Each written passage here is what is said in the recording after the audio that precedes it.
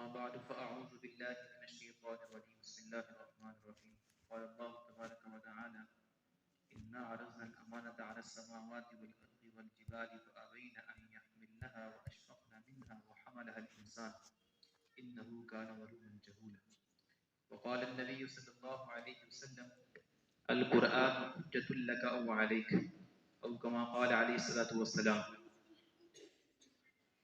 میرے محترم بھائیوں دوستوں، اللہ رب العزت نے قرآن پاک کے بارے میں ایک جگہ پہ ارشاد فرمایا اِنَّا عَرَضْنَا الْأَمَانَةَ عَلَى السَّمَاوَاتِ وَالْأَرْضِ وَالْجِبَالِ کہ بے شک ہم نے اس امانت کو، یہ قرآن پاک اللہ پاک کی امانت ہے، ہم نے اس امانت کو عرضنا الامانۃ علی السماوات آسمانوں پہ اتارا، والارض زمین پہ اتارا، والجبال پہاڑوں پہ اتارا، لیکن معاملہ کیا ہوا؟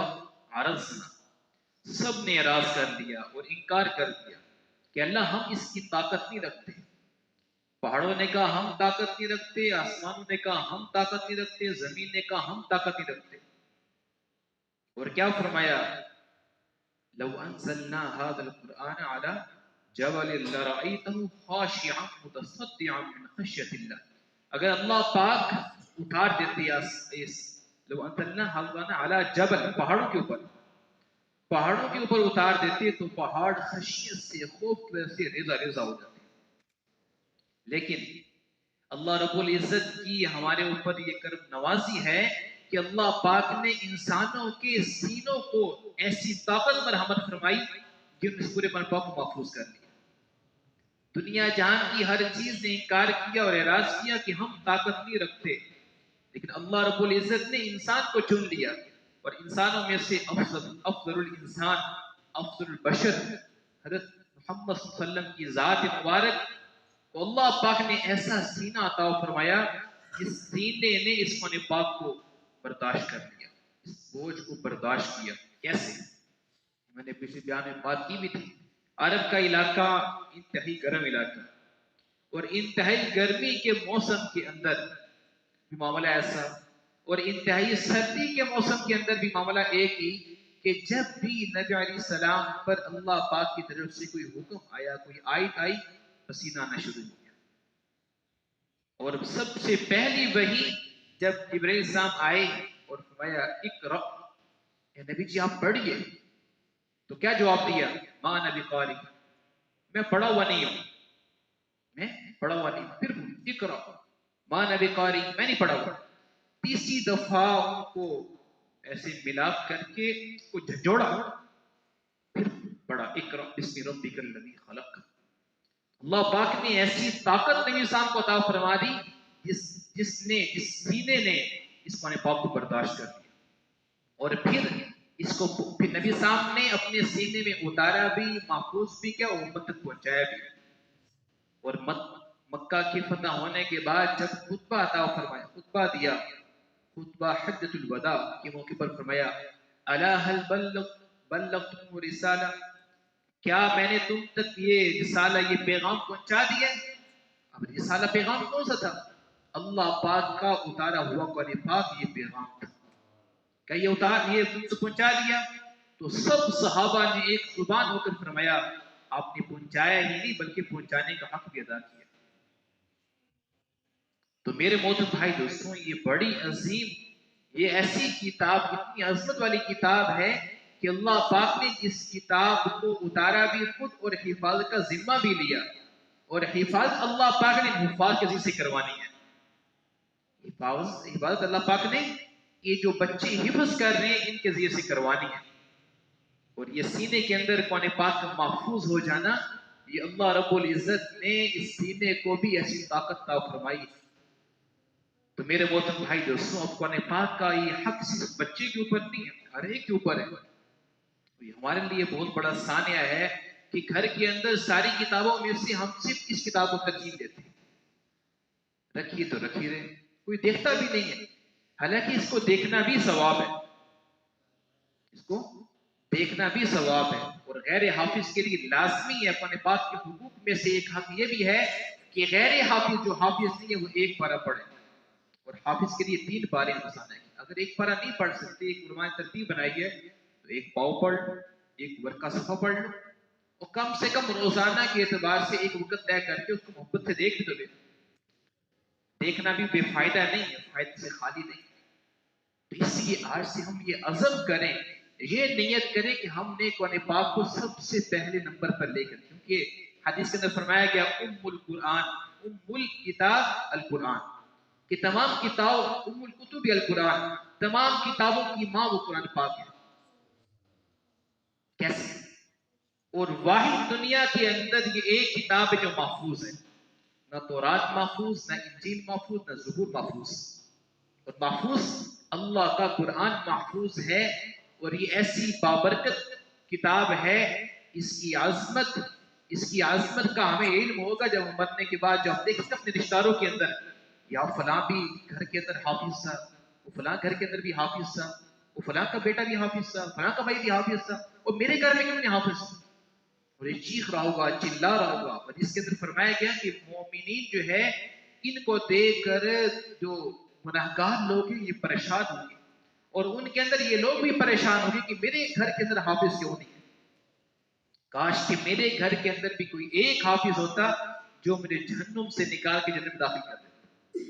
اور اس کے اندر فرمایا گیا کہ 10 ایسے آدمی جن کے بارے میں اللہ رب العزت فرما دیں گے کہ ان پر جہنم واجب ہے، جہنم میں بھیج دو.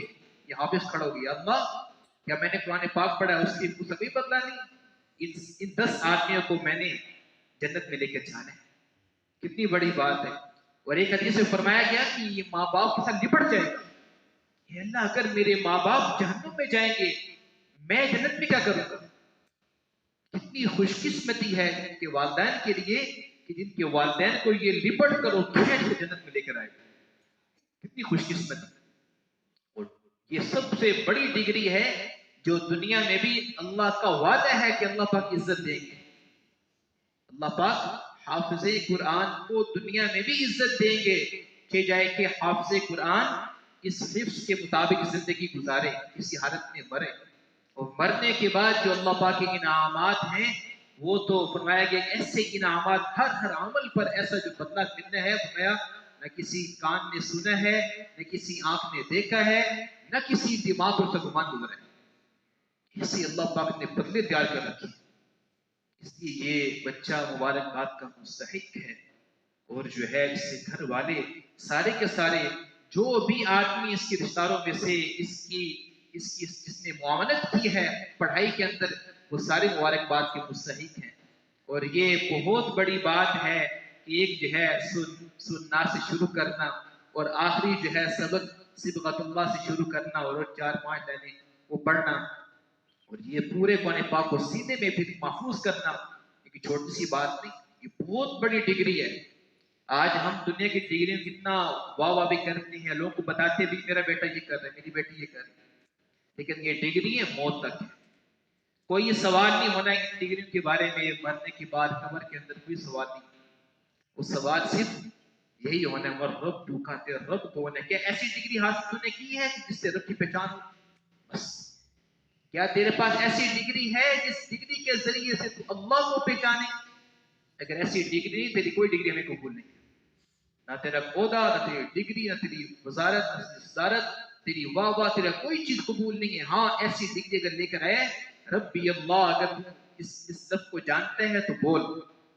جو آدمی ربی اللہ نہیں کہے گا اور لا ادری کہہ دے گا کہ مجھے پتہ نہیں ہے، اس کی مسئلہ اس کی آگے ساری زندگی جو ہے، جو ابدی زندگی ہے اس کی بیکار. اس لیے میرے محترم بھائی دوستوں، یہ تھوڑا سا وقت ہے، یہ تھوڑا سا وقت ہے. ابھی کتنے ہم روزانہ واقعات سنتے ہیں، نوجوان جا رہے ہیں، بچے جا رہے ہیں. یہ اللہ پاک ہمیں سمجھانا چاہتے ہیں.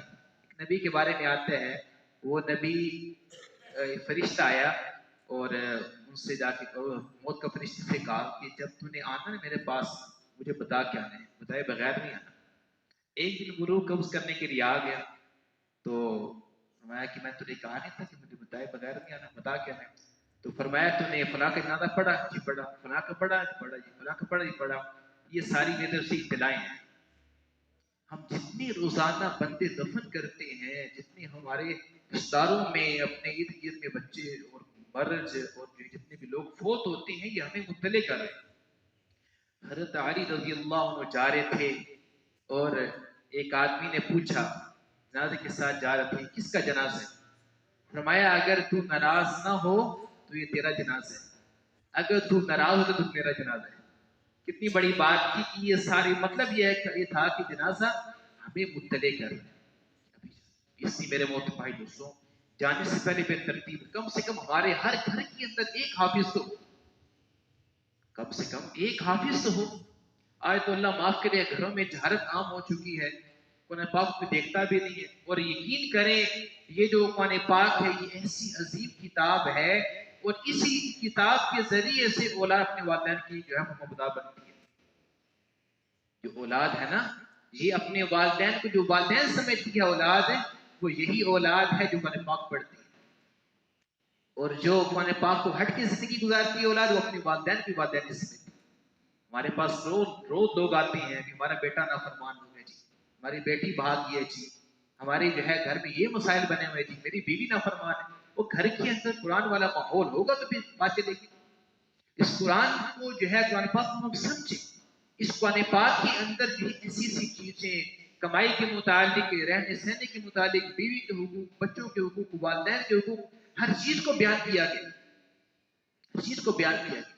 اس لیے ہم یہ نیت کریں کہ ہم جو ہے اپنے گھر کے اندر ایسا ماحول بنائیں۔ اور ایک آپ کو بات بتا دوں کہ آپ نے، اگر آپ چاہتے ہیں کہ ہمارے بچے جو ہے دیندار بنے، حافظ قرآن بنے یا نمازی بنے، تو آپ کو ایک کام کرنا پڑے گا، آپ کو اپنے بچے سے پہلے اپنے آپ کو پہلے پیش کرنا پڑے گا۔ اگر آپ خود نماز نہیں پڑھیں گے، قرآن پاک نہیں پڑھیں گے اور دین پر نہیں چلیں گے، آپ کو کیسے آئے گی؟ آج کل جو دور چل رہا ہے اس میں اولاد اپنے والدین کو، یا چھوٹے جو لوگ بچے ہوتے ہیں، یہ بڑوں کو دیکھ کر چلتے ہیں، سنتے کم ہے۔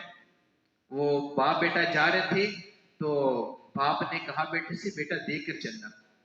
بیٹے نے کہا کہ ابا جان آپ دیکھ کر چلنا، میں آپ کے نقشے قدم پہ ہوں۔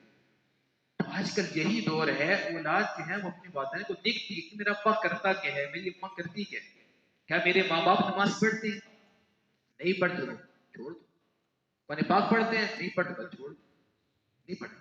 اسی آپ سارے یہاں سے عزم کر کے جائیں کہ ایک تو آپ نے نماز پڑھنی ہے، نماز کی کسی حالت میں معافی نہیں، مرد پر کسی حالت میں معافی نہیں ہے۔ اور جس کے اندر فرمایا کہ جو آدمی نماز نہ پڑھے اور کسی حالت میں اس کی موت آ گئی، اگر قبر میں رکھ دیا جائے گا تو رکھتے ہی اس کا حساب شروع ہو جائے گا۔ حساب سے مراد یہ نہیں کہ فرشتوں کی بات شروع ہو جائے گی، بلکہ اس کو سزائیں شروع ہو جائیں گی۔ کتنے ایسے لوگ ہیں جن کے بارے میں فرمایا گیا کہ وہ لوگ بیچارے جو ہے نماز کے، ابھی میں جماعت کے اندر تھا، لاہور روڑا نیپال کے اندر کی بات ہے، ایک آدمی نماز نہیں پڑھتا تھا اور تبلیغ والوں کو برا بھلا کہتا تھا۔ اس کی موت ہوئی، اس کی ہم خود تک اس کو، یہ فرحان بھی میرے ساتھ تھا، جب ہم اس کو غسل دینے کے لیے گئے تو اس کے منہ سے پخانہ نکل رہا تھا، منہ سے پخانہ نکل رہا تھا۔ یہ حالت ہوتی ہے۔ اس لیے میرے محترم بھائی دوستوں، اللہ پاک نے یہ صحت دی ہے نا، لوگ کہتے ہیں نا کہ ہمیں جو ہے نا اللہ پاک توفیق دیں گے ہم نماز پڑھیں گے۔ یہ صحت کا مل جانا اور فرصت کا مل جانا اور فراغت کا مل جانا، یہ اللہ پاک کی طرف سے توفیق ہے۔ جب اللہ پاک صحت چھین لیں گے اور اللہ پاک مصروف کر دیں گے، پھر توفیق جو ہے بندہ پوری کوشش کر پھر کچھ بھی نہیں کر سکتا۔ اس ابھی سے عزم کریں، ایک تو روزانہ کے اعتبار سے نہیں پورا پارا پڑھ سکتے، تھوڑا سا پڑھ لیں، لیکن روزانہ کے اعتبار ترتیب بنا لیں، جس کے اندر فرمایا گیا احب الاعمال اللہ ادومها وان قل، کہ اللہ کی ہاں محبوب عمل وہ ہے جس میں ہمیشگی ہو، گچے تھوڑا سا، تھوڑا کر لیا، ایک صفحہ پڑھ لیا تو تھوڑا سا پڑھ لیا، تو سارے بھائی نیت کر لیے انشاءاللہ روزانہ نماز کے اہتمام بھی کرنے، اور اپنے گھر کے اندر کم سے کم، ہمارے گھر کے اندر ایک حافظ تو لازمی، ٹھیک ہے، وہ کم سے کم ہمارے گھرانے کی تو بخشش کا ذریعہ بن جائیں۔ گھر کے اندر کتنی افراد، 9 10 ذرا 12 13 ہو جائیں گے، اتنی افراد گھر کے اندر ہوتے ہیں، تو ایک حافظ جب 10 کو لے کے جائے گا وہ کم سے کم ہمارے گھر کے افراد کو جنت میں لے جائیں گے۔ تو سارے یہ نیت کریں کہ ہمارے گھر کے اندر، اور یہ ملک وال والوں کی تو بڑی خوشی کی بات ہے، اللہ پاک نے کتنا پیارا ماحول دیا، کتنا پیارا ماحول دیا اللہ پاک نے، یہاں پر ماحول بنا ہوا ہے، اور یہاں پر ماشاءاللہ اتنی تربیت بھی ہوتی ہے، اور ماشاءاللہ ہر مہینے کے آخر میں مشورہ بھی ہوتے ہیں انہی بچوں کے لیے، ان بچوں کی تربیت کیسے کرنی ہے، بچوں کی ترقی کیسے ہو دینی اعتبار سے۔ اور حتیٰ کہ یہ استاد جو ہے گھر تک فکر کرتے ہیں کہ بچے گھر میں کیسے زندگی گزار رہے ہیں، کہ گھر میں نمازیں پڑھتے نہیں پڑھتے، کتنی بڑی بات ہے۔ تو ملک وال والوں کی تو بڑی خوشی کی بات ہے، تو آپ کی تو خوشخبری ہے، تو کوشش فرمائیں جو ہے نا اپنے بچوں کو یہاں داخل کروائیں، ٹھیک ہے جی۔ اللہ پاک توفیق نصیب